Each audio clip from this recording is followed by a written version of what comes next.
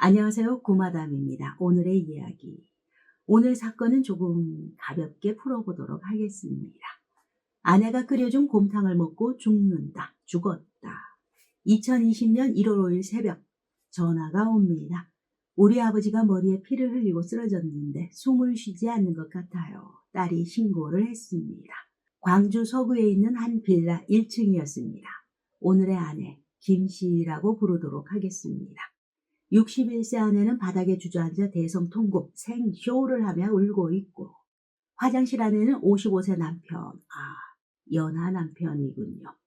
이 씨가 쓰러져 있고 18살 난 딸이 심폐소생술을 실시하고 있습니다. 대원들이 이 씨의 상태를 살펴본 결과 안타깝게도 이미 사망한 상태였습니다. 이때 저는 어제 저녁 술 마시고 일찍 자는 남편을 보고 노래방 가서 몇 시간 놀다가 왔어요. 그런데 집에 오니까 화장실에 남편이 쓰러져 있었어요. 그래서 우리 딸이 신고했어요. 라고 말하면서 남편이 죽은 이유를 자기 각본대로 또다시 떠들어대기 시작합니다. 우리 남편이가 평소 어지러움을 유발하는 이석증을 앓고 있어가지고 암에도 자다가 화장실 가려고 하다가 넘어져서 생긴 사고가 십니다. 우라지. 네, 그렇습니다. 하지만 남편 이 씨의 몸 상태를 자세히 살펴보던 구급대원은 어딘가 이상하다라는 점을 느끼게 되죠. 모녀의 말처럼 넘어져서 생긴 상처라기에는 남편 이 씨의 머리 쪽 상처가 지나치게 많았고, 상처 모양도 둔기에 맞은 듯 찍힌 듯한 모양이 남아 있었으며, 또 그 상처가 깊어서 피가 많이 났을 텐데 현장에 피가 그닥 없다는 것. 네. 무엇보다 결정적으로 숨진 이 씨의 목이 졸린 듯한 흔적이 희미하게 보였다는 것입니다. 구급대는 곧바로 경찰에 사건 신고를 하게 됩니다. 다음 날 1월 6일 아내 김 씨는 남편 살해 혐의로 경찰에 긴급 체포되게 됩니다. 도대체 하룻밤 사이에 이들 가족에게 무슨 일이 있었던 것일까요? 현장에 도착한 과학수사팀. 루미놀 검사를 했더니 혈흔 반응이 나옵니다. 그런데 요상하게도 이 씨가 처음 발견된 화장실이 아닌 거실 쪽에서 반응이 나타납니다.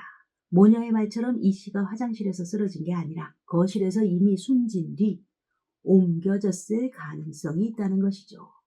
이에 따라 살인사건임을 경찰은 확신하게 되죠. 경찰, 사건 밝혀야죠. 빌라 주변의 CCTV 확인합니다. 녹화된 영상을 샅샅이 뒤지던 경찰, 이윽고 수상한 움직임을 포착하게 됩니다.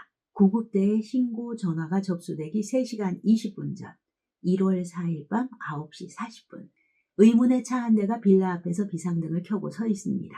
네, 제3자가 등장하죠. 운전석에서 내린 남정네. 곧바로 빌라 안으로 들어가더니 몇 분 되지 않아서 커다란 봉다리 몇 개를 들고 내려왔고, 그 봉지를 모두 차 트렁크에 넣은 후 어디론가 사라집니다.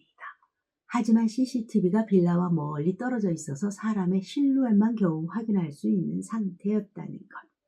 이에 따라서 경찰은 해당 차량의 동선을 추적하기 시작합니다. 찾아내죠.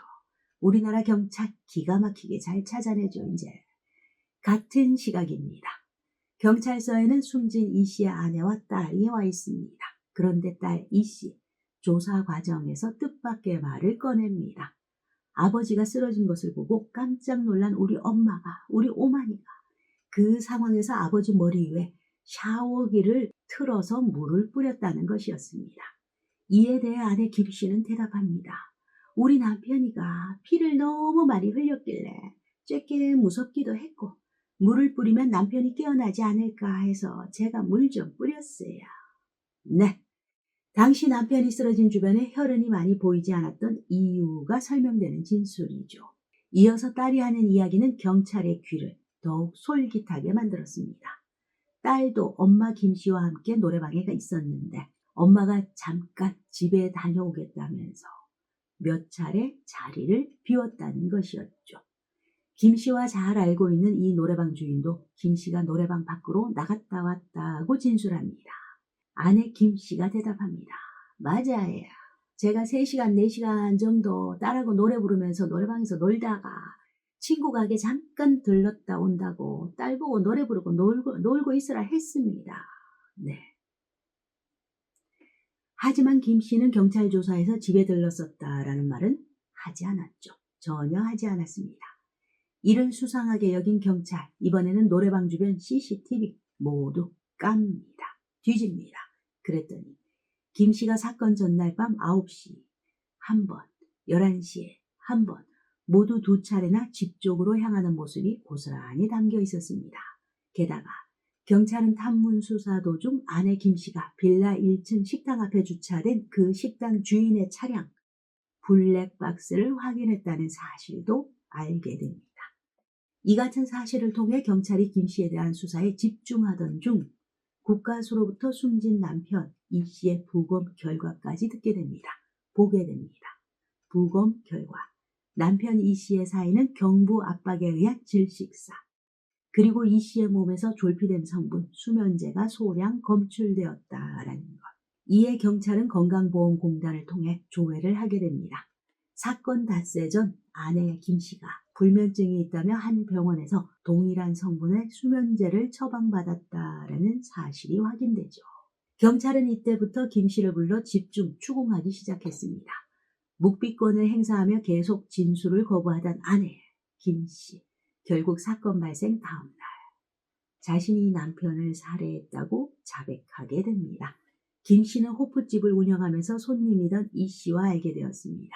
호프집 사장님과 단골 손님. 네, 이 두 사람은 결국 부부가 됩니다. 두 사람이 결혼을 약속한 이후에 아내 김 씨에게 딸이 있다라는 사실을 알게 되지만 이마저도 남편은 비밀로 덮어줍니다. 하지만 시간이 지날수록 남편의 의부증이 심해지고 아내 김 씨가 하우스 도박을 하기 시작하면서 두 사람 사이는 금이 가기 시작했습니다. 급기야 아내 김 씨는 도박판에서 만난 61세 조모 씨와 외도를 하게 되는데 이 사실을 알게 된 남편 이 씨가 이혼을 요구하자 남편을 살해하기로 마음먹습니다. 아내 김 씨는 그 무렵 남편도 어떤 여성과 외도를 했는데 그 바람에 나는 쳐다보지도 않고 남편이 오직 이혼만 요구해서 감정이 격해져 있었다라고 주장합니다. 그러던 중 1월 4일 아내 김 씨는 함께 저녁을 먹을 때 이때 남편에게 수면 유도제를 탄 곰탕을 권하게 됩니다. 수면 유도제에 취해서 몸을 제대로 가누지 못하는 남편. 머리를 소화기로 10여 차례 정신없이 내리쳤다고 하네요. 그리고는 준비해뒀던 노끈으로 남편의 목을 졸라 살해했습니다. 잔혹한 범행은 이부자리가 깔려있던 거실에서 벌어졌습니다. 김 씨는 남편 시신을 화장실로 옮긴 뒤 피로 물든 거실을 치우기 시작했습니다. 세제와 수건 등으로 혈흔을 지우고 쓰레기 봉투 3개에 나눠서 피로 물든 이불과 범행 도구들을 담았습니다. 김 씨는 9시쯤 내연남 조 씨에게 전화를 하게 됩니다. 그리고는 쓰레기를 치워달라며 사건 현장으로 부르게 됩니다. 조 씨는 사건 현장인 집안에 들어가 4분 동안 머문 뒤 범행 증거물이 담긴 쓰레기 봉투 3개를 들고 나와서 자신의 차 트렁크에 싣고 다음 날인 1월 5일 밤 9시 15분경 광주 광산구에 있는 쓰레기장에 버립니다. 범행 이후의 아내 김 씨의 행동 더욱더 대범했습니다. 내연남에게 범행 도구와 이불 쓰레기 봉투를 맡긴 뒤 자신은 거실에 새 이불을 깔게 됩니다. 그리고는 외출 중이던 아이에게 연락해서 집에서 15m 정도 떨어진 노래방을 함께 간 것이죠. 그렇게 딸과 함께 노래방에서 노래를 부르고 놀다가 몇 시간 뒤 돌아온 집. 화장실에 쓰러진 아버지를 발견한 딸에게 경찰에 신고하라고 시킨 것입니다. 딸과 함께 노래방에 있다 집에 2번이나 들린 것은 범행의 증거를 없애기 위한 것이었죠. 이웃 주민들은 이야기합니다. 아내의 외도를 알게 된 남편 이 씨가 평소 이혼을 강하게 요구해왔다. 아내 김 씨가 이혼을 하지 않고 남편을 살해한 것은 아마도 돈 때문일 것이다 라는 추측도 합니다. 이 남편의 건물에서 월 600만 원의 월세가 나온다는 것. 이 씨의 수입 또한 상당히 높다는 점. 매월 생활비를 이들은 1,200에서 1,300만 원 정도 사용했다고 합니다.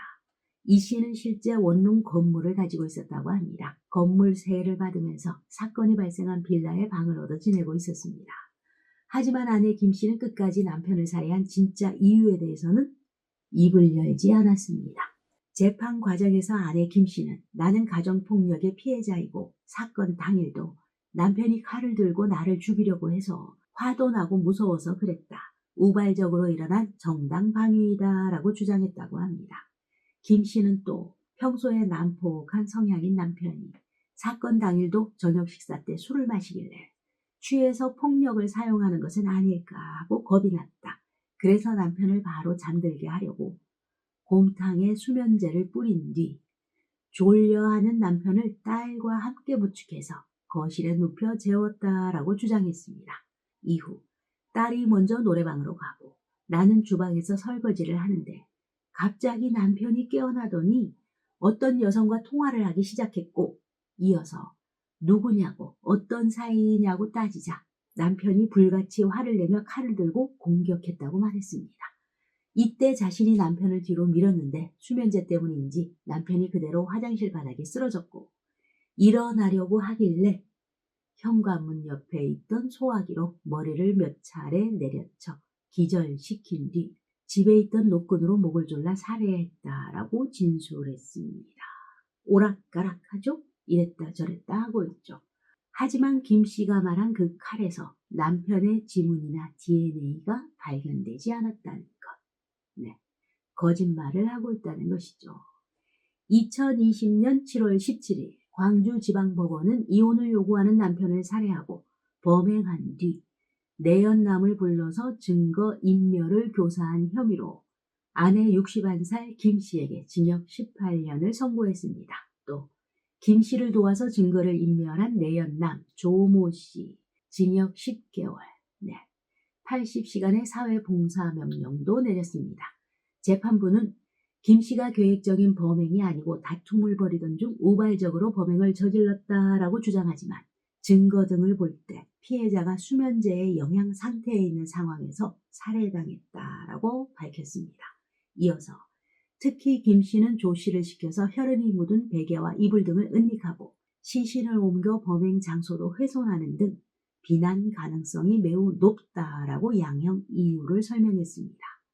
내연남 조 씨에게는 김 씨의 살인 행위를 알면서 범행을 은폐하는 것을 도와 비난 가능성이 적지 않다라며 다만 범행을 인정하고 반성하고 있는 점을 고려했다라고 밝혔습니다. 이에 김 씨 항소하게 되죠. 그러나 2020년 12월 22일 광주고등법원에서 열린 항소심에서 아내 김 씨와 검사가 제기한 항소 모두 기각되면서 징역 18년 그대로 유지되게 됩니다. 범죄 전문가들은 아내 김 씨에 대해서 이렇게 이야기합니다. 타인과의 관계에서 오직 자신의 손익만을 따지며 이를 자신의 뜻대로 풀리지 않는 경우 극심한 불안감을 느끼는 성향의 소유자라고 분석합니다.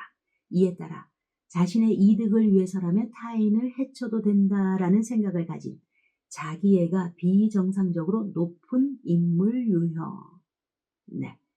남편의 저녁 식사에 수면제를 타서 잠들게 한 뒤 소화기로 머리를 내리치고 노끈으로 목을 졸라 살해한 김 씨.